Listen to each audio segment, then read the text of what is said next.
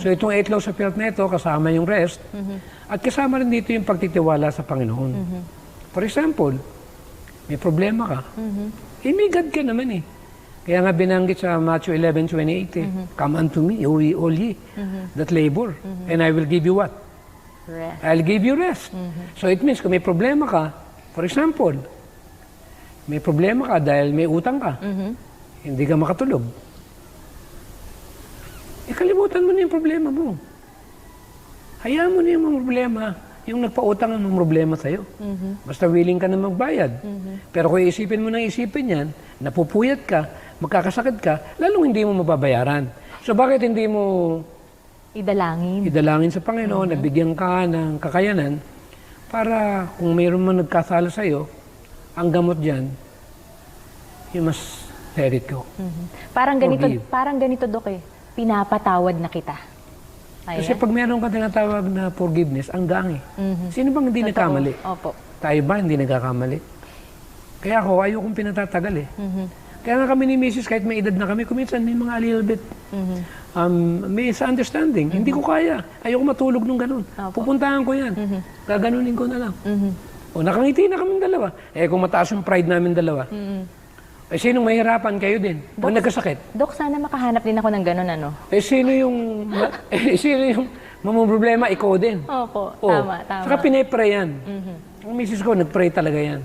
Alam mo yung misis ko? 37 years old. Nung nag-asawa yan. Eh palibas sa barkada kami. Sabi ko, how come? You are not getting younger. Wow, ang ganda ng tanong na yun, Dok, ah.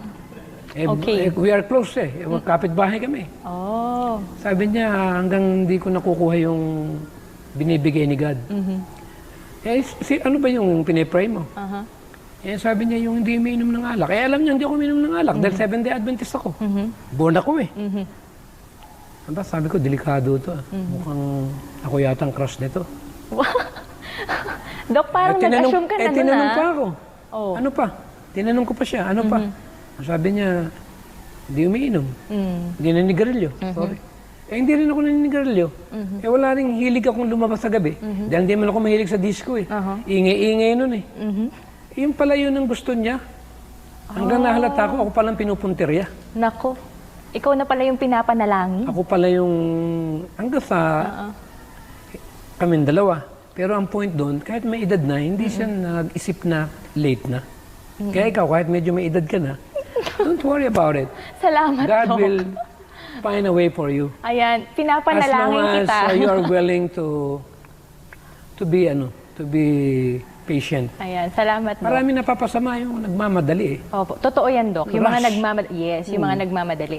Pero, Dok, Anyway, iba yung ibabalik. napag-usapan. Oo nga, Dok, inapunta tayo sa ganun. Ayan, Dok, pero kanina mabigat kasi yung word na law. So, nagkakasala ba tayo doon? Yes. Wow. Eh, meron pagpapakamatay na hulugan eh. For example, puyat ka ng puyat. Bumaba yung blood count mo.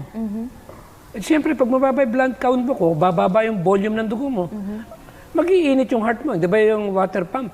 So, ito na yung Pag epekto. kulang sa tubig, nag-o-overheat yung pump. Opo. Eh, ang puso natin, pagka nakukulang ka na ng dugo, nahihirapan.